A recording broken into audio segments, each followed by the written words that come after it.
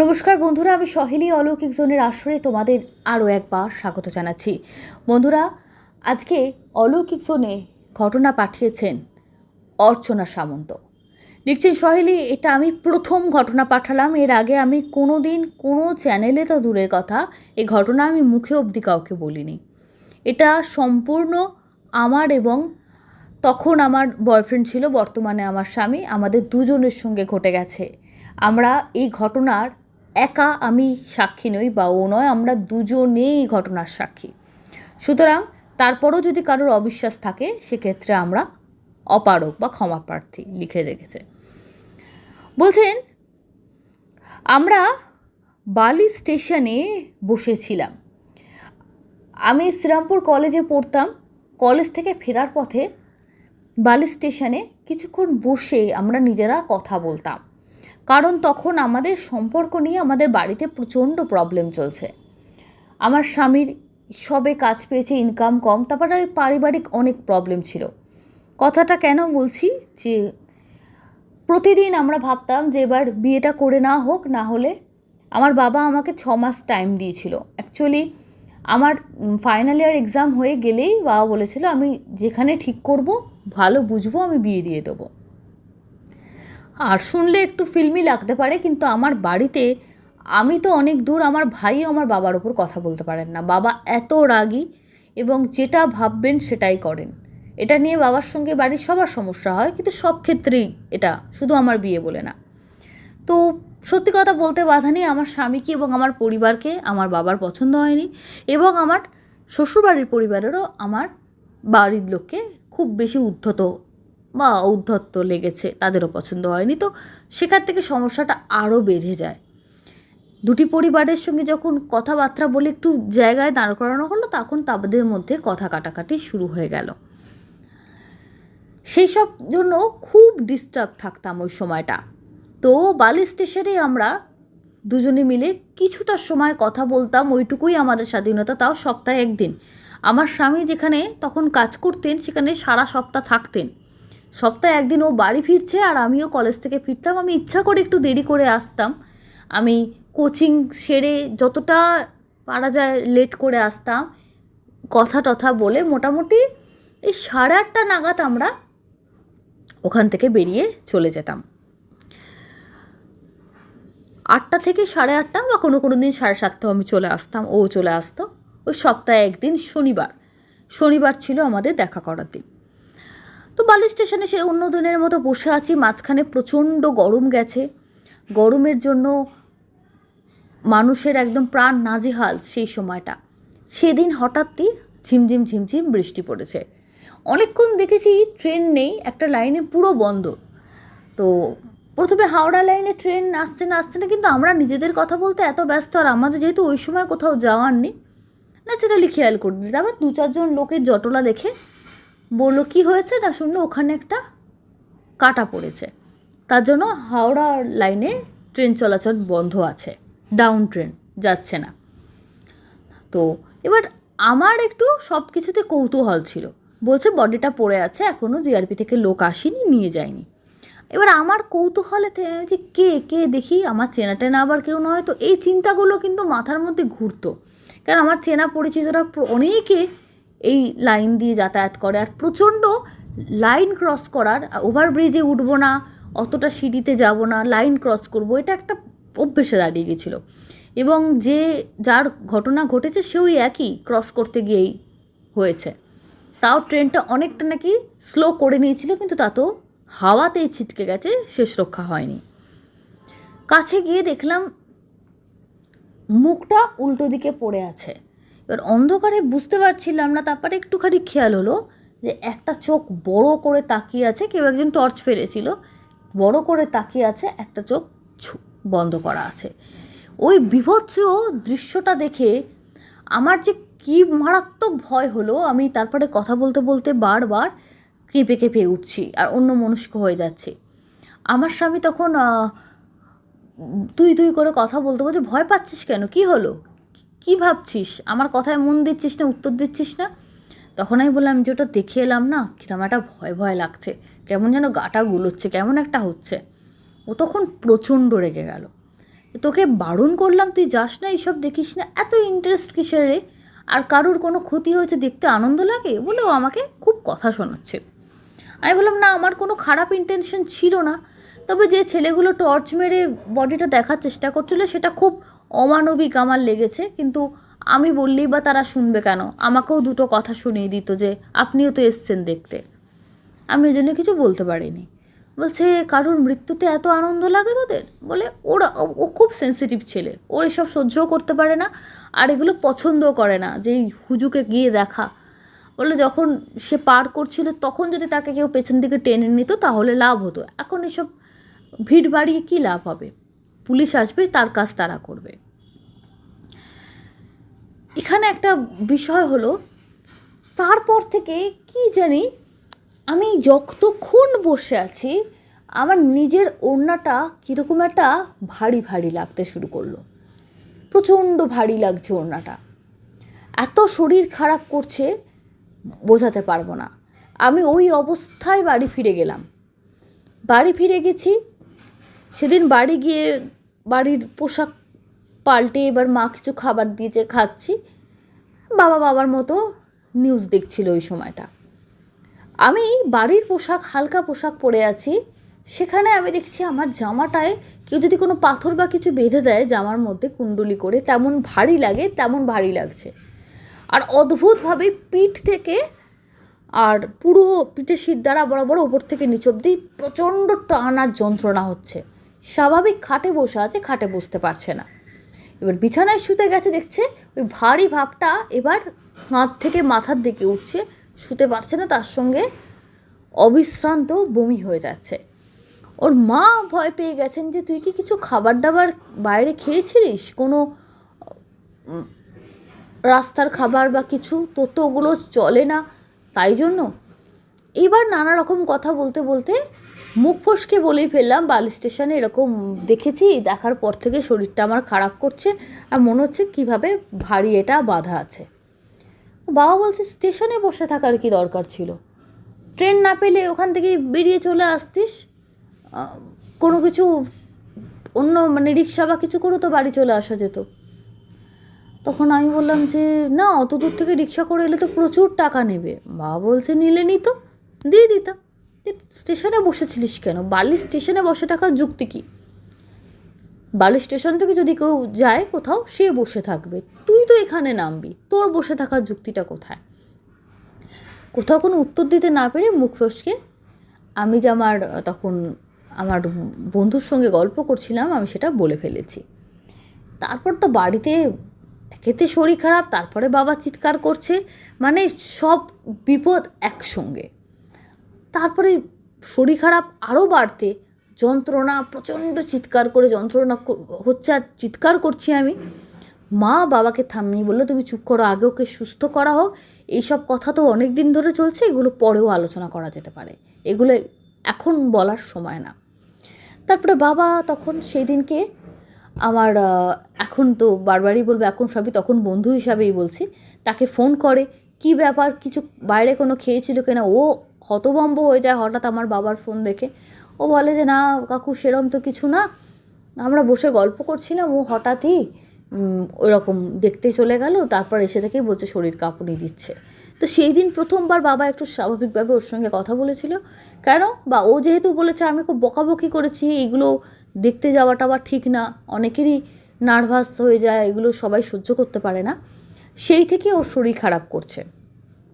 বাবা শুনে খুব খুশি যে শাসন করার আরও একজন কেউ আছে। প্রচণ্ড ভয় লাগতে শুরু করলো এবং শরীর অস্বাভাবিকভাবে ভারী। মা বললেন তোমার তো হাতের শিরাগুলো নীল, যেন আরও ডিপ নীল হয়ে আছে, আর অদ্ভুত দেখাচ্ছে। মা বলছে এটা কি তাহলে কোনো রোগ? রাত্রিবেলায় হসপিটালে আমাকে দিয়ে দেওয়া হয়, কিন্তু কোনো রকম কিছু খুঁজে না পেয়ে এই হসপিটাল থেকে ওই হসপিটাল শুধু রেফার চলতে থাকে। পরের দিন ভোর 5টা অবধি শুধু রেফার চলতে থাকে, কোনো কিছু রকম লাভ হয় না। তারপর প্রাইভেটে দেওয়া হয়, সেখানেও আমি 5-7 দিন ভর্তি থাকার পরও আমার কিছুতেই যখন কোনো ভালো হচ্ছে না, আমি প্রায় মরণাপন্ন হয়ে গেছি। সেই সময় আমার মা মনে জোর নিয়ে আমাকে বলে তুমি বন্ডে, বাবাকে বলেন বন্ডে সই করিয়ে মেয়েকে বাড়ি নিয়ে এসো, ও মরুক বাঁচুক আমার বাড়িতে আসুক, আমি দেখব এ স্বাভাবিক বিষয় নয়, এটা কোনো রোগ নয়, এ অন্য কিছু, আমি এটা বুঝতে পেরেছি। তো ওর বাবা তখন প্রচণ্ড মানে রেগে যান যে অন্য কিছু মানে কি বলতে চাইছো। তখন ওই গুরুদেবকে ডাকা হয়, ওনাদের গুরুদেবকে। তিনি বলেন যে সেদিনকে যে ও স্টেশনের ওখানে ওগুলো দেখতে গেছিলো, সে ওকে পুরো ধরে রেখেছে। কারোর বিপদে, আমরা যে বলি না কারোর বিপদে মজা দেখতে যেও না, বা ওই যে সবাই ভিড় করে দেখে, কোনো যুক্তি নেই ওগুলোতে, এগুলো ঠিক না। মৃত ব্যক্তির প্রচণ্ড কষ্ট হয়, বিশেষ করে যারা অপঘাতে মারা গেছে। বলছে তার কাছে, আর সে কোনো সাধারণ আত্মা না, সে এমন একজনের আত্মা, মানে যে মারা গেছে সে এই ধরনের তন্ত্র সাধনা বা এইসব কিছু করতো, কোনো কিছু ক্ষতি হওয়াতে তার কোনো কিছু হয়তো ভঙ্গ হয়েছে, তাই জন্য তার এরকমভাবে মৃত্যু হয়েছে। তাতে সে আরও ক্ষিপ্ত হয়ে গেছে। তো ওনাদের এই গুরুজি যার কথা বলা হচ্ছে, তিনি বর্তমানে কামাখ্যায় আছেন, খুব নাম করা। উনি নাকি তখন তারাপীঠে প্রায়শই ভক্তদের ডাকতেন, যার যা যা প্রবলেম যোগ্য হতো। ওর মা প্রায় মানে মাসখানেক ধরে চেষ্টা করেছিল যে যজ্ঞ করানোর। উনি কিছু ওষুধ বলে দিয়েছিলেন, সেগুলো বাড়িতে ওগুলো করা হতো। ওষুধ মানে খাবার ওষুধ না, মানে কোনো টোটকা জাতীয় কিছু বলেছিলেন, তো সেটা দিয়েই চালানো হচ্ছিল। কোনো রকমে বমি হচ্ছে, কখনো বন্ধ হচ্ছে, ভালো হচ্ছে, এভাবেই ছিল। তারপরে ওর মা অনেক কষ্ট করে যে বাবা ব্যবস্থা করুন, বলছে আগে তো অনেকেই যজ্ঞের জন্য বলে রেখেছে, কিন্তু তার তো ক্যান্সেল করতে পারি না, তুমি একটু অপেক্ষা করো মা, আর যেগুলো বলছি তুমি সেগুলো বাড়িতে করতে থাকো, আর বললেই যজ্ঞ এক্ষুনি করা সম্ভব নয়, তাও আমি দেখছি যত তাড়াতাড়ি সম্ভব যদি কিছু করা যায়। তো সমস্ত কিছু বলার পর উনি আসনে বসে যেটা বুঝেছিলেন যে দেখো এমনিতে এটা হবে না, এর জন্য তার কাছে ওইভাবে রাত্রেবেলায় শনিবার দিন ওইখানে যেতে হবে, যে লাইনের কাছে গেছে, তুমি যাবে আর তোমার মেয়েকে নিয়ে যাবে, আর কিছু ক্রিয়া আছে সেই ক্রিয়াগুলো করতে হবে, নাহলে কিন্তু সে ছাড়বে না। এবার বলছে আমার মা তো বলছে আমি যাব, কোনো অসুবিধা নেই, কিন্তু মেয়েকে আর নিয়ে যাব না, যদি মেয়েকে আবার ক্ষতি করে দেয়। তো গুরুদেব বলছেন যে মেয়েকে তো নিয়ে যেতেই হবে। বাবা আবার এগুলো, গুরুদেবকে ভালোবাসেন, বিশ্বাস করেন, কিন্তু বাবা এগুলোতে একদম সম্পূর্ণ এগেনস্টে। এবার উনি যেরকম রাতের বেলা বলছেন স্টেশনে যেতে, তখন প্রায় রাত 1:30-2টোর সময়, শনিবার রাত্রে আবার তাও, তো সেটা বাবা কিছুতেই রাজি হচ্ছেন না। বলছেন চোর ছাচোরও তো থাকতে পারে, অত রাতে যাচ্ছ, পুলিশও তো ধরতে পারে যে তোমরা এত রাত্রে এখানে কি করছো, তোমাদের এই ধরনের প্ল্যান করো কি করে তোমরা। আর উনি বলছেন ঠিক আছে, কিন্তু কী বেসিসে বলছেন, উনি কি বাস্তব বোধ হারিয়ে ফেলেছেন? সেই সময় অবতীর্ণ হয় আমার এখনকার স্বামী, মানে তখন বন্ধু ছিল। সে বলে আমি ওদের সঙ্গে যাব, কি কোনো বিষয় হলে আমি কাকু আপনাকে খবর দেবো। তো ও আর আমার মা আমার সঙ্গে যায়, আমাকে ওই অবস্থায় নিয়ে যাওয়া হয়। এবং একটা জিনিস বলেছিল, ছোট একটা নারকোল, নারকোলটাও আবার অনেক রকম মানে মানে ব্যাপার ছিল, আমার বলছে না আমার এতটা মনে নেই, তো সেভাবে নারকোলটা জোগাড় করা হয়েছিল, তাতে নানাবিধ মন্ত্রপুত করে ওটা করা হয়েছিল। বলেছিল ওই রেল লাইনের ধার ঘেঁষে কতটা রাস্তা যেতে হবে সব গুরুদেব বলে দিয়েছিলেন। ওই নারকোলটা রেখে ওটাকে ওখানে ফাটিয়ে দিয়ে দুটো ভাগ হয়ে যাবে, মানে একবারে ফাটাতে হবে, দুটো ভাগ হয়ে যাবে, ওটা ফেলে রেখে চলে আসতে হবে। বলছে নারকোলটাকে নিয়ে গেলাম, যখন যাচ্ছি ভয় লাগছে, কিন্তু অতটা ভয় লাগছে না, আমরা 3জনে যাচ্ছি। প্রথমে আমার মা আর আমার বয়ফ্রেন্ড, ওরা ভেবেছিল যে ওরা দূরে দাঁড়িয়ে থাকবে, আমি গিয়ে ফেলে চলে আসবো। তারপর আবার মা বলে না যদি কিছু বিপদ হয়ে যায়, মা বলছে আমি যাব, বাবা তুমি এখানে বসো। সে বলে না না আপনারা দুজন যাবেন, আমি বসবো মানে, আর অনেকটা রাস্তা যেতে বলেছে, চলুন আমিও যাই। তো এভাবেই 3জনের মধ্যে আর কি কথাবার্তা হচ্ছিল। তো ওই লাইন ধরে 3জনই গেছে আর কি। কিন্তু কথা হয়েছিল, গুরুদেব বলেছিলেন আপনারা দূরে থাকবেন, শুধু যার সঙ্গে ঘটনা ঘটেছে সে যাবে। কিন্তু ওই যে বাস্তবে মানুষকে বলে এক, মানুষ করে এক, ওকে কেউ একা ছাড়তে পারছে না, মাও মন থেকে পারছে না, সেও বলছে না এভাবে একা উনি বললেও একটা মেয়েকে এরমভাবে ট্রেন লাইনের ওপর দিয়ে ছেড়ে দেওয়া যায় না, সাইড দিয়ে দিয়ে যাবে তবুও এভাবে ছেড়ে দেওয়া যায় না। তিনজনেই গেছে। এবার যখন ওই যে জায়গাটা বলেছিল যে ওইখানটায় গিয়ে নারকোলটাকে এক কোপে ভাঙতে হবে, তো সেটা তো ও একবারে ও মারলো, ভাঙেনি নারকোলটা। তখন ওর বয়ফ্রেন্ড বলছে, তাহলে তুমি একবারে তুমি একা এলে কি করতে, তুমি তো কিছুই পারতে না। ও এক কোপে ভাঙলো, বলো তুমি আমাকে ধরে থাকো, আমি ভাঙছি, ওই আমি ভাঙলে তুমি ভাঙলে একই ব্যাপার। ওর মা বলছে তাহলে নিয়মটা হবে যার জিনিস তাকে ভাঙতে বলেছিল। বলছে কাকিমা আপনি মনের জোর রাখুন, ওটাকে ভেঙে যখন ওরা পেছনে ঘুরে বলেছে আর পেছন তাকাবে না, ঘুরে উঠে চলে আসবে। ভাবলেই কেমন লাগছে, ওনারা কিভাবে করেছিলেন ওনারাই জানেন। বলছেন যখন চলে আসছে না, বলছে প্রতিদিনের চেনা স্টেশন, বলছেন আজকে এই ঘটনাটা বারবার এখানে বলছি, যারা বলেন এখান দিয়ে তো আমরা রোজ যাতায়াত করি সব কিছু করি, বলছে বালি স্টেশনে আমি আমার যবে থেকে জ্ঞান হয়েছে, শুধু আমি না আমার পরিবারের প্রতিটা লোকের দৈনন্দিন জীবনযাত্রার একটি অঙ্গ। মানে একদিনও হয় না যে আমাদের স্টেশনে যেতে লাগে না, কারণ বাবা যখন চাকরি করতেন ডেলি প্যাসেঞ্জারি করতেন, আমরা যাতায়াত করি সবসময় আমাদের ট্রেন, আজও লাগে। কিন্তু সেই রাত্রে 1টা-2টোর সময় আমি যেটা বা আমার সঙ্গে আমরা যা দেখেছিলাম, যা ফেস করেছিলাম, আমার মা যেভাবে যা ফেস করেছিল সেটা চিন্তারও বাইরে।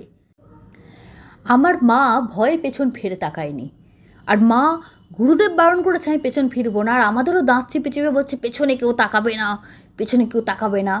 আমি বলছি মা কি একটা আওয়াজ আসছে না, ও মা বড্ড ভয় করছে। আমার হাজব্যান্ড বলছে একটা আওয়াজ আসছে, একবার তাকাই কী ব্যাপার। আর মা আমাদের দুজনের হাত চেপে ধরে বলছে পেছন তাকাবে না, চল চল। এবার যেতে গিয়ে এত জোর একটা আওয়াজ আসে, মা অজ্ঞান হয়ে ওখানে পড়ে যায়, মায়ের মাথা ফেটে যায় পাথরের মধ্যে। পরে আমরা বুঝতে পারি এবার মাকে সামলাবো, সামনে মা পড়ে গেছে না, পেছন দিক থেকে আমরা দেখছি দূর থেকে সাদা কাপড়ের মতন দেখতে, ধোঁয়ার মতন, তাদের কারোর মুখ আছে কারোর মুখ নেই, সেই হাহা হাহা করে দৌড়তে দৌড়তে এক দল ছায়ামূর্তি ছুটে আসছে। বলে এখনও আমি রাত্রেবেলা চোখ বন্ধ করলে সেই দৃশ্য দেখতে পাই। মায়ের সেন্স নেই, তাই জন্য প্রথমেই বলেছিলাম আমি আর আমার স্বামী দেখেছিলাম, মা অজ্ঞান হয়ে গেছেন, মা কিচ্ছু দেখেননি। মাকে কোনো রকমে তুলে কিভাবে আমরা দুজনে মিলে মানে প্ল্যাটফর্ম অবধি এলাম, তারপরে ওখানে মাকে জল টল দিয়ে মাকে ঠিক করে তারপর আনা হলো, তারপর তো বাবার সঙ্গে যোগাযোগ করা হলো। কিন্তু ওইটুকু যে রাস্তা আমরা যে তাদেরকে দৌড়ে দৌড়ে আসতে দেখেছি, এবং ওই ভাঙা নারকলের টুকরোটাকে ঘিরে যে ওরা কী কাণ্ড উল্লাস করছিল, সে না দেখলে বিশ্বাস করা যায় না। সাংঘাতিক একটা দৃশ্য, চতুর্দিক ঘুটঘুট করছে। ওই জায়গাটা যেখানটা আমরা দাঁড়িয়েছিলাম ওখানটা অন্ধকার।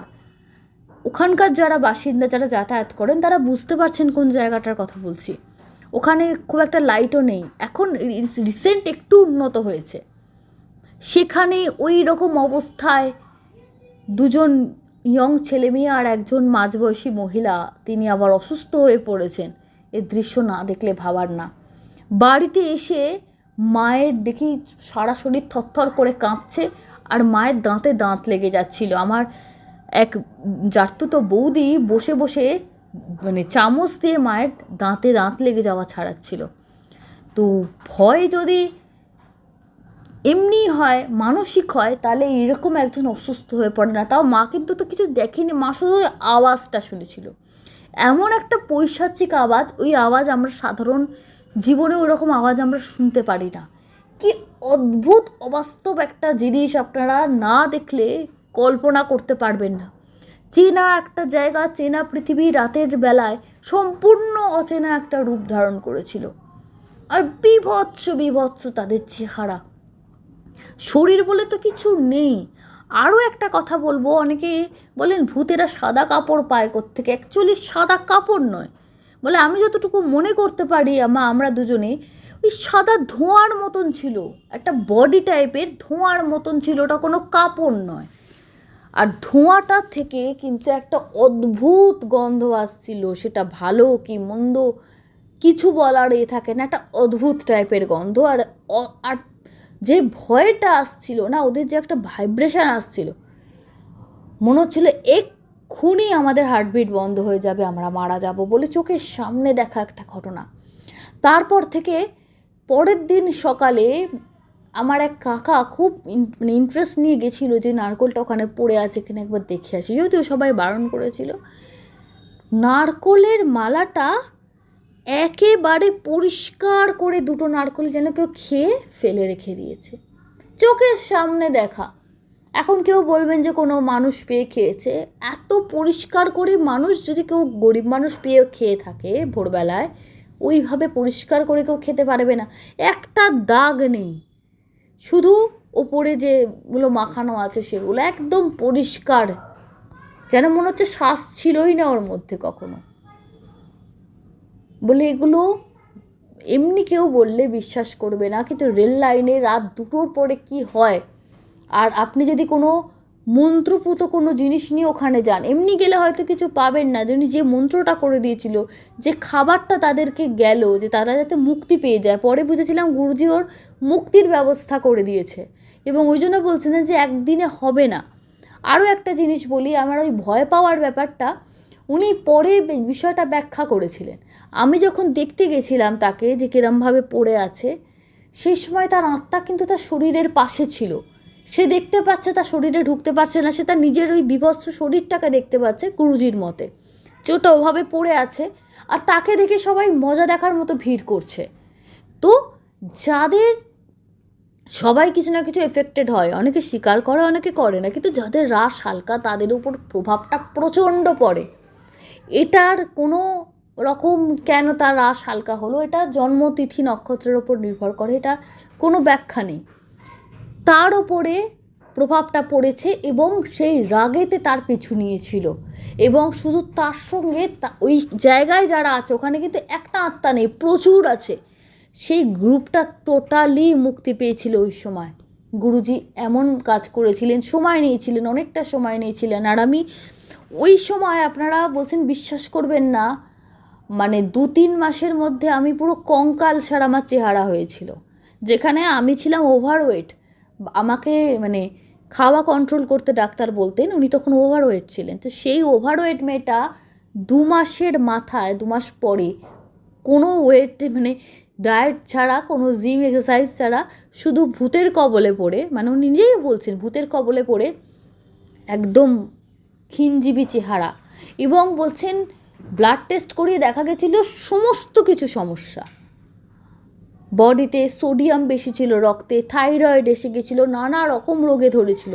এবং অনেকে ভাববেন বাহ তাহলে তো ভূতে ধরলে এরকম মানে উইদাউট ডায়েট রোগা হয়ে যাবে মানুষ, ব্যাপারটা এতটাও হাস্যকর নয়। বলছেন আমার হয়তো পরমায়ু ছিল, আমি বেঁচে গেছি, নাহলে যেভাবে আমাকে পাকড়াও করেছিল আমার বেঁচে থাকার কথা না। অথচ আমার সঙ্গে ও ছিল, ও কিন্তু কিছু ফিল করেনি। বলছেন মা তারপর থেকে হার্টের পেশেন্ট, মা বর্তমানে খুবই অসুস্থ।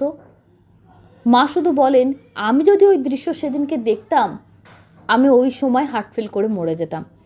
আমি ভাগ্যিস পেছন ফিরিনি, তোরা কেন পেছন ফিরে দেখতে গেছিলিস তোরাই জানিস।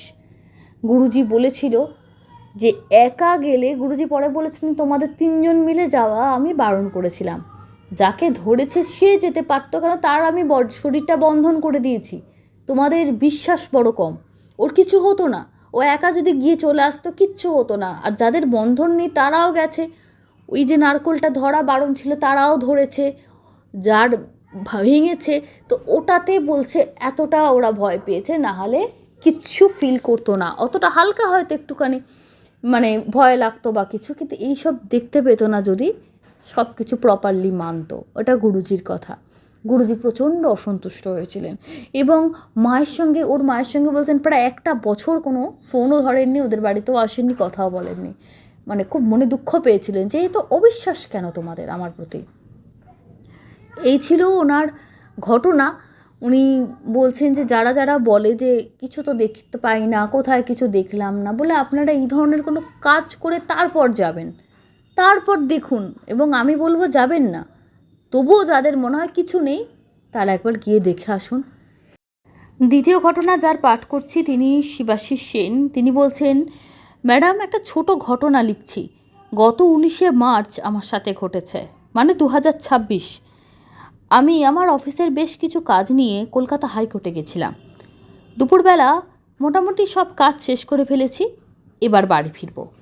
একটা ব্যাংকের কাজ মিটিয়ে এক সময় ব্যাংকের লোক বলল লিঙ্ক খুব স্লো, তাই লাঞ্চের পরে কাজ হবে। অগত্যা কী করি, আমার সাথে থাকা আমার জুনিয়র স্টাফ বলল দাদা চলো তাহলে খেয়ে আসি। আমি ঘাড় নেড়ে বললাম তাই হোক, কী খাওয়া হবে? ও বলল আমি ভাত খাবো। আমি বললাম ঠিক আছে তুই ভাত খেয়ে নে। আমাকে জিজ্ঞাসা করাতে আমি বলল দেখি কি খাই। সে চলে গেল খেতে। আমার হঠাৎ মনে পড়লো সিটি কোর্টের সামনে একটা লোক ঘুগনি বিক্রি করতো, তার সাথে পাউরুটি টোস্ট, ডিমের অমলেট, ডিম সেদ্ধ। একটা সময় খুব খেতাম, অসাধারণ টেস্ট। যেই ভাবা সেই কাজ বলে এগিয়ে চললাম।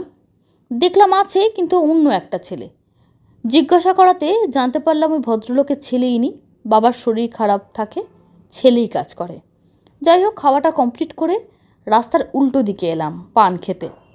ওইখানে একটা পানের দোকান আছে, পান খুব ভালো বানায়। আর পানের দোকানের পাশেই একটা তেলে ভাজার দোকান। যাই হোক, পানটা মুখে নিয়ে আমি মানিব্যাগ বার করে পয়সা দিতে যাব, এমন সময় একজন খুব বয়স্ক মহিলা আমার পিঠে হাত দিয়ে ডাকছে। ঘুরে তাকিয়ে দেখলাম ভিক্ষা চাইছে। মায়া হলো, 10 টাকা দিতে যাব এমন সময় বলল বাবারে পয়সা চাই না, আমাকে কিছু খাওয়াবি? শুনে মনটা খারাপ হয়ে গেল। একটা মানুষ খেতে চাইলো, আবার দুপুরবেলা। আমি বললাম কি খাবে বলো, ভাত খাবে? সে আমাকে বলল তেলে ভাজার দোকানটা দেখিয়ে আমাকে 2টো তেলে ভাজার মুড়ি দিবি? আমি বললাম তাই খাও। দোকানের লোকটাকে বেশ অনেকটা বেশি করে মুড়ি, চপ, বেগুনি দিতে বললাম। সে ঠাকুমা তখন বলল না রে বাবা, চপ না, ঝাল লাগে, চপটা বাদ দিয়ে অন্য যা ছিল দিতে বল। এরপর আমি টাকাটা দিয়ে দিলাম। তখন খেয়াল করলাম সেই বুড়ি মানুষটা আমার পাশে দাঁড়িয়ে, কিন্তু একবার যেই না ব্যালেন্স টাকাটা নিয়ে ঘুরেছি, আশেপাশে কেউ নেই।